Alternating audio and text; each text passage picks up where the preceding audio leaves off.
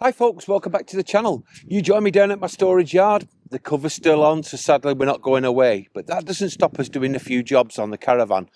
And one job in particular I've been wanting to do for ages, and that is to upgrade the television amplifier.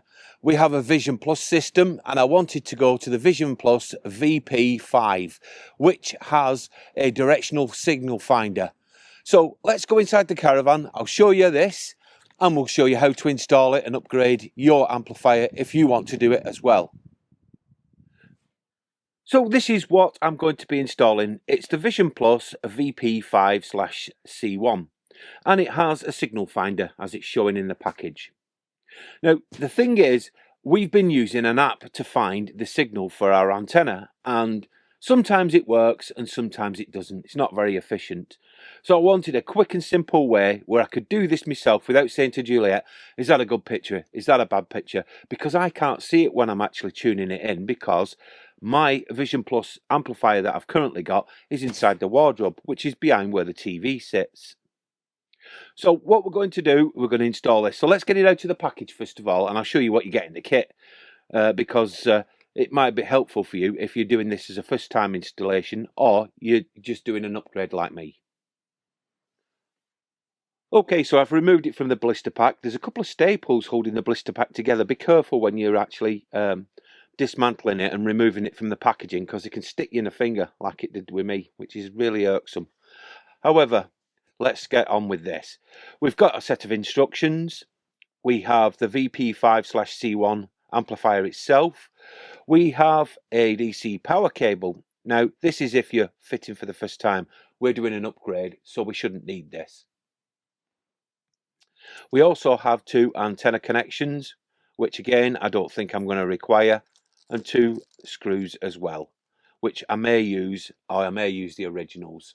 So let's take a look in the wardrobe at the one that I'm going to be removing. Okay, so the tools for today are very simple really. We've got a crosshead screwdriver, we've got a 3mm drill bit, a battery powered drill, and we've got a propelling pencil. Now if you don't have one of these, probably a brad awl or something sharp that will be thin enough to go down the whole of the amplifier screw hole to make a mark, because guaranteed your amplifier that you've got now is smaller than the new one that you're going to be fitting. Underneath, because we're going to be capping off one of the holes, I've got some vinyl sticky caps that I've purchased off Amazon. Now these don't match the wall boarding in the caravan, but you're not going to see it because the amplifier will be hiding it, but it's good to cap off the hole. Now you can purchase these that do match from Swift if you wish to do so. They're quite expensive, and to be honest with you, in this case it's not really warranted.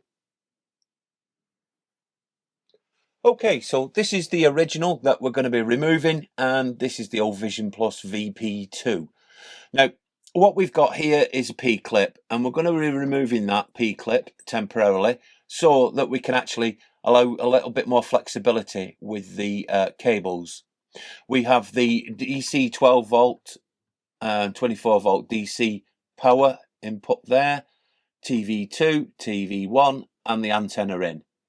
And we've also got the gain as well. So the grey tape that you can see stuck to it is basically because if I forget to switch it off at night, because there's a switch here, it's very bright and it illuminates the bedroom, believe it or not, and I struggle to sleep. So I stuck that on basically to stop it keeping me awake at night. Right, so what I'm going to do now, I'm just going to remove that P-clip and undo all these antennas, and then we'll go from there. Okay, so I've removed the tape so I can get access to the other screw. Now, what I've done is I've removed all the cables now. What's good about this is the one in blue there was obviously marked while it was in the factory to indicate that this was TV2, so you're not going to get that mixed up. Check on yours and see if it's got one of those. If not, you can always add a bit of tape yourself just to use as a memorandum. So I'm going to remove the two screws now and remove the existing amplifier. So as you can see, we've got the two original holes. We're going to be using the furthest one away. So if I bring the new amplifier in, you can see where I'm going with it, like so.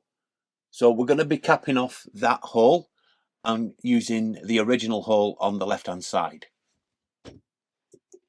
So let me cap that off now. Okay, so I've put the cap on now, capped it off nice and neatly. You're not going to see that anyway. Like I said, it didn't match.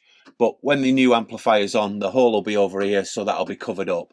So we're going to screw the screw into this original hole, level it up best we can, and then mark for the next hole so that we can sort that out. So I'll get on with that now. I can actually take the lead out, actually. Probably work better. It's a little bit difficult trying to film this and actually mark it.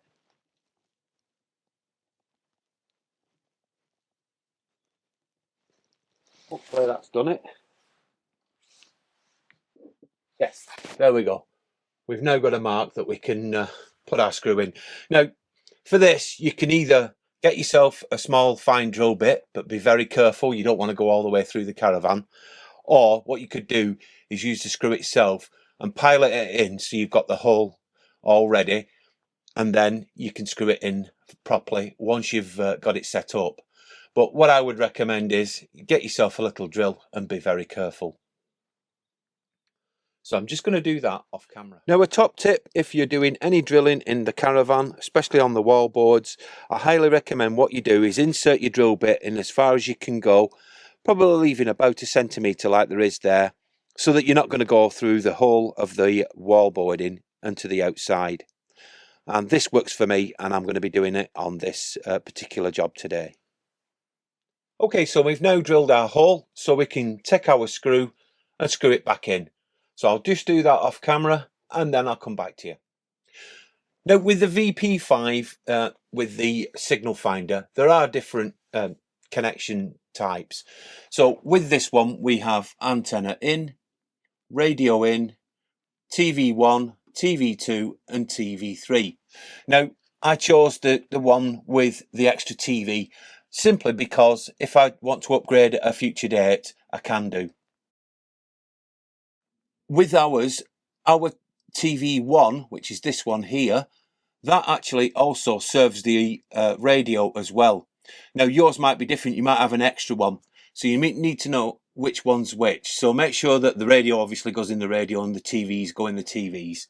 So I'm going to connect that all up now off camera. Okay, so it's now completed. Antenna in the antenna section, TV1, TV2, and the DC power cable. Now, I've managed to put the P-clip back in exactly the same place. So what we're going to do now is switch it on. And at the top here is a little switch. And you press the button and on it comes. Now, the Vision Plus signal finder works like a traffic light system, but backwards, if you will. You've got red and you've got amber. And they're telling you that you've no signal or a very weak signal. But you've then got 3 green LEDs.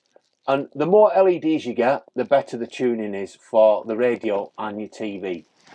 Now, one thing I will say to you, if you ever forget to switch off your system, this, if it's left on, believe it or not, will drain your leisure battery. So I highly recommend that when you're not using it, switch it off and then switch it on when you're ready to go again. Well, folks, that's how I did the upgrade from the basic Vision Plus to the Vision Plus VP5/C1 with the direction finder, which I thought was a really good idea. You can tune in the signal, especially us. We've got ours in the wardrobe, the TV's in front of it, so you can't see whether you're tuning it in right. It used to drive me and Juliet potty. Is it there? Have I got it right? Is that okay? And the answer was no, normally. So this is going to help a great deal. Yes, the apps are available and they are free of charge, but generally I've not found them that accurate, and it's a lot easier with this system. It'll take you about 20 minutes to actually install. And I've shown you the different sizes, so you don't have to buy the bigger one like I did. The big one that I purchased was from Amazon. It cost me about 40 quid.